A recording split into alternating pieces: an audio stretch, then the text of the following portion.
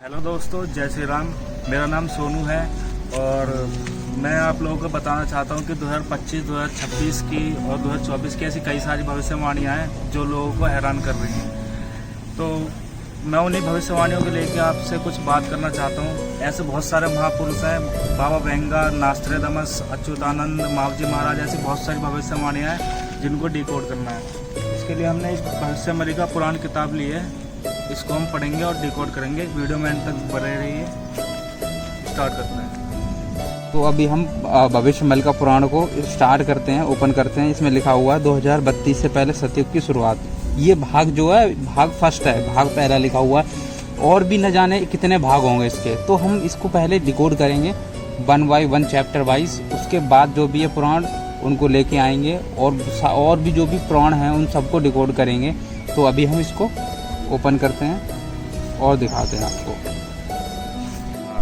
भविष्यवाणी का ग्रंथ के जो रचयिता हैं वो अच्युतानंद महाराज जी हैं, जो उन्होंने ग्रंथ लिखा है, जो उनके द्वारा कई भविष्यवाणियाँ साबित भी हुई हैं और होंगे भी, और इसी के बारे में हम आपको बताने जा रहे हैं।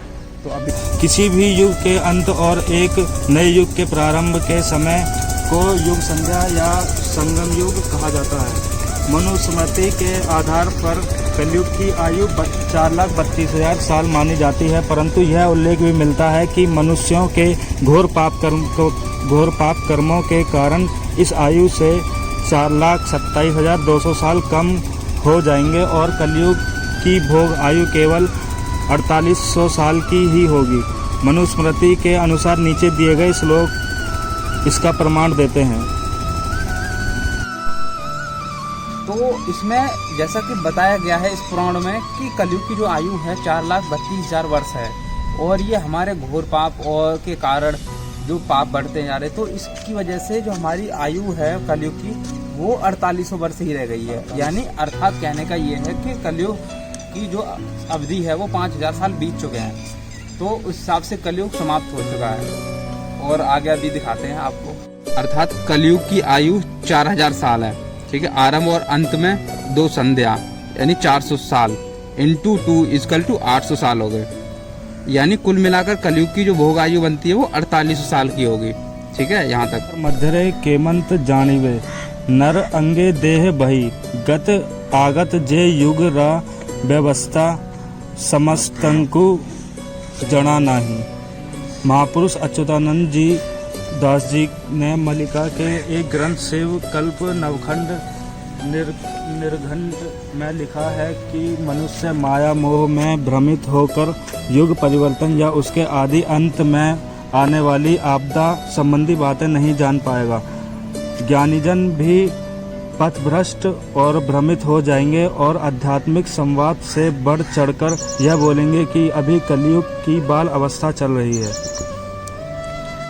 यदि भानु पश्चिम दिग्विभागे विक्षति यदि पदम पर्वताना शिकारगे प्रचलति यदि मेरु शीतो ताप्ति बनहि नटलति खडु वाक्य सजनना कदाचित। अर्थात आने वाले समय में सूर्यदेव पश्चिम में उदित हो सकते हैं, पर्वत की चोटी पर कमल खिल सकता है, मेरु पर्वत दक्षिण से उत्तर दिशा में जा सकता है, आग ठंडक प्रदान कर सकती है या बर्फ़ गर्मी भी प्रदान कर सकती है, लेकिन मल्लिका में लिखी महापुरुष अच्युतानंद दास जी की वाणी या कोई अन्य संतों, सज्जनों और महापुरुषों की वाणी कभी नहीं बदल सकती।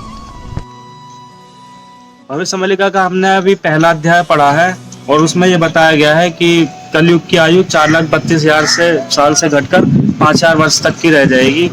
और अभी कलयुग का 5125वां वर्ष चल रहा है। कलयुग का अंत हो चुका है, हम संध्या काल में जी रहे हैं। कलयुग की आयु इसलिए कम हो गई क्योंकि यहाँ पे पाप और अन्याय बहुत ज़्यादा बढ़ रहे हैं। तो और 2032 में सतयुग की स्थापना हो जाएगी। अर्थात कहने का मतलब ये है कि हम या तो युग संध्या में चल रहे हैं या हम संगम युग में पहुंच चुके हैं। तो मेरे भाइयों, सनातन धर्म की तरफ अपना ध्यान खींचो और जितने भी हमारे ग्रंथ हैं अपने सनातन धर्म के जितने भी हैं उन पर सब पे ध्यान दो।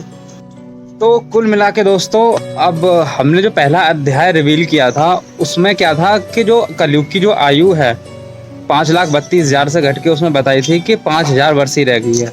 यानी इस बुक के अकॉर्डिंग जो हमने आपको बताया था कि कलयुग एंड हो चुका है, यानी ख़त्म ही हो चुका है।